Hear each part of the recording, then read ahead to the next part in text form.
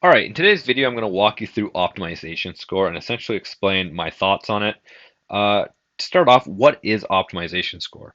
I have this like little diagram from Google. Optimization score can be found inside your Google Ads campaign. It's in the top right section. It's a nice blue number and it's got a percentage next to it, and it says how well Google thinks your campaign is performing and how much it can be optimized. So that's essentially optimization score. It's Google's opinion on your campaign and where it can go in terms of optimization and how much better it thinks it can do in terms of the ability to produce leads. Um, Generally, I see this a lot inside accounts. I'll see business owners go inside their account and they see, oh my God, the optimization score is so low. Why is it at 60%? I'm getting emails from Google, or it's at 70% or 80%. Why is it not at 100%?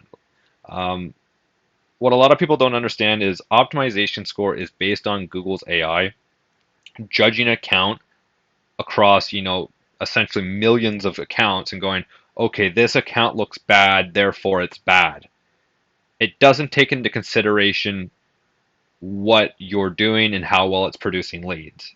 It looks at it as a general and stereotype and it goes, okay, this account generally runs poorly, therefore it should do these things, even if it's producing excellent quality leads. So sometimes a low quality score, your account could be running absolutely phenomenal, but it'll still have a low optimization score because Google believes it should be doing something else. It doesn't look at the actual data inside your account.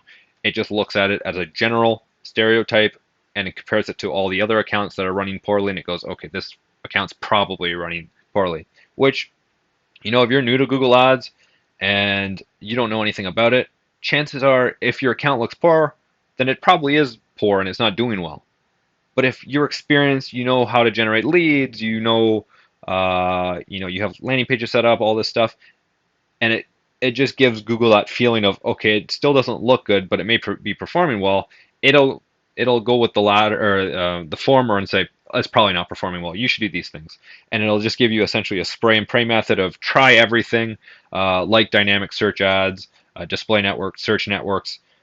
Should up your budget, should change your bid strategy. Even if all of this stuff is running well, it'll still recommend these things because spray and pray is best for people who don't have much knowledge about Google Ads and don't know what the cost per lead should be, how to generate leads properly, and what your conversion rate should be.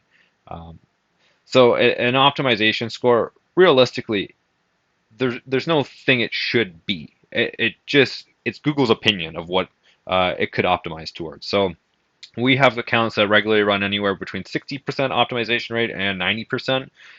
I don't take it. I take it into consideration sometimes. Like sometimes Google has excellent recommendations, and it'll say, "Hey, we found this keyword. It looks like it'll do well inside this ad group. We should add it to this." And it's like, "Yep, that's an excellent recommendation. Let's add it." Other times it'll recommend an ad word that's like DIY HVAC, and it's like, nope. It's like, but it'll get lots of clicks and it'll bring you leads. It's like, yeah, I still don't want it. And Google might see that as like, oh, your account's not as optimized as it could be. And it's like, yeah, I'm fine with that. Just keep that keyword out of my ad group. I don't want it. But yeah, so sometimes it recommends good things, sometimes it doesn't. Um, so yeah, an optimization score, it's take it with a grain of salt. That's what I say. Does a low score mean you have a problem? It can. So I see this a lot with improper tracking. Google's pretty good at figuring out whether or not your tracking is working. If if it's not, Google is in full ability to tell you, listen, you got to fix this. If it's not working, you're not going to know what's converting, and you're going to have a real issue with success in the future with your campaign and optimizing it. Um, and Google has its full right to do that, right? That's super important to a campaign. So yeah, it could mean you have a problem. It could be that your campaign just doesn't look like a campaign that succeeds, even though it is succeeding. And that's completely possible. Google sometimes messes up and it goes, well, all these things could be different. You could be running dynamic search ads. It's like I run one landing page. It's like, yeah, but dynamic search ads will work really well. It's like, no, no, it won't. It's a landing page. I know what my ad copy should look like. I don't want to trust that to dynamic search ads. I'm good. So sometimes it means you have a low score means you have a problem. Sometimes it doesn't. But look it over, see what Google recommends. I always like looking it over just to see if I've missed anything. And it's always a good, second way to look through things, a second lens, um, which is nice. The pros of the optimization score, I wrote a little list here. It can optimize keywords, like I said. It can give you recommendations on keywords. Sometimes they're really good, and sometimes you didn't see them, and Google will just help you add them in. The second thing, conflicting keywords. So if you've added a negative keyword and you have a positive keyword in the ad group or in an ad group, and then you have a negative keyword in a negative keyword list, those two will conflict, and essentially the negative keyword will cancel out your positive keyword, even though it's in your ad group and you want to be searching for that. So if you've accidentally added it to a negative, Google will say, hey, do you want us to get rid of that negative? So this keyword, the positive one, will run. And that's kind of nice, just in case you accidentally add that. Or a negative keyword that's very similar to it, and it'll cancel out a lot of the positive search results because this is like a broad match. The negative one is a broad match. So it'll cancel out a lot. But yeah, so Google's very good at finding conflicting keywords and just sifting through all the ones that it thinks you should be running. Upping ad budget. Sometimes if you just increase your ad budget by a little bit, you'll see massive results. Like say it's like, yeah, we want to increase it by $5 and this is what we anticipate. We're going to get another 5 or 10 leads a month. It's like, yeah, do that.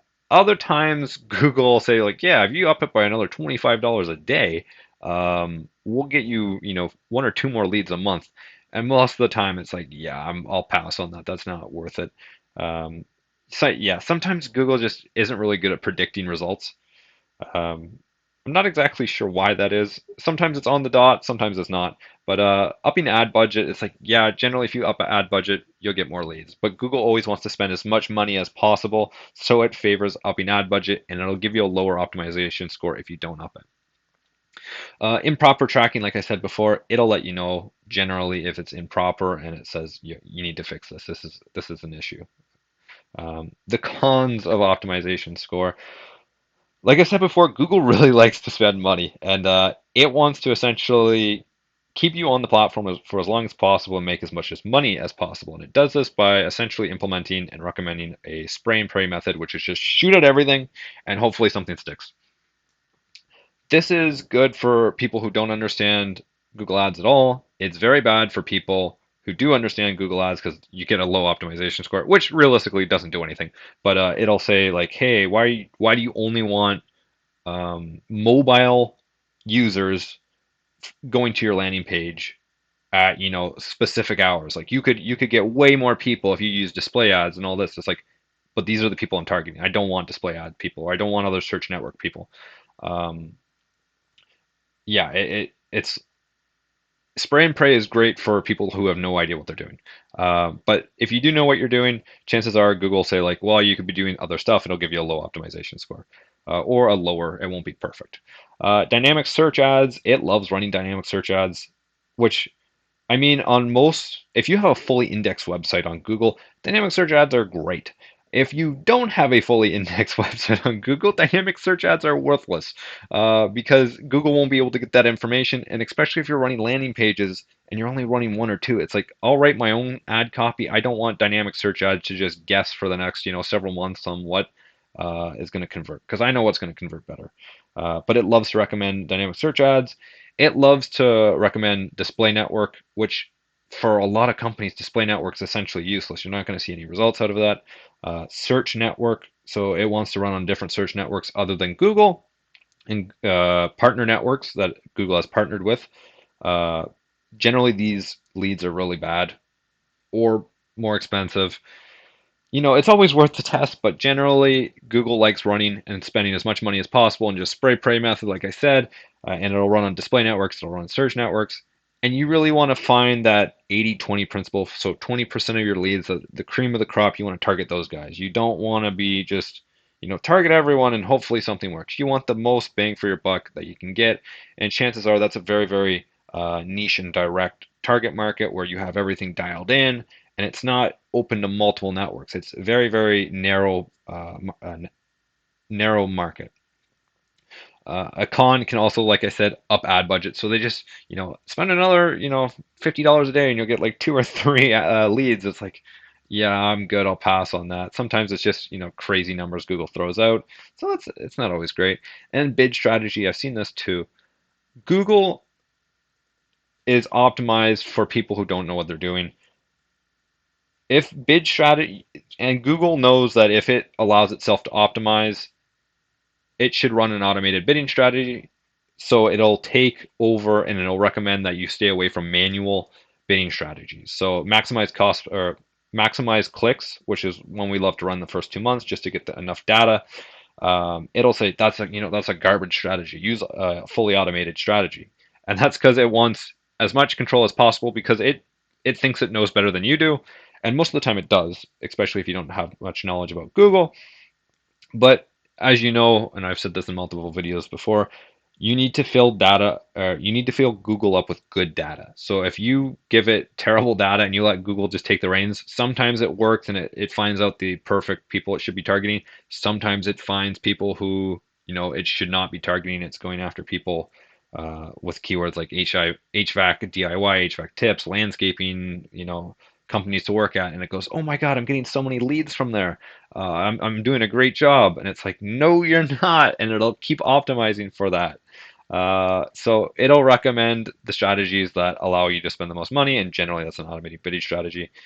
So I really shouldn't put this into a pro and con list, but these are things to consider when looking at optimization score.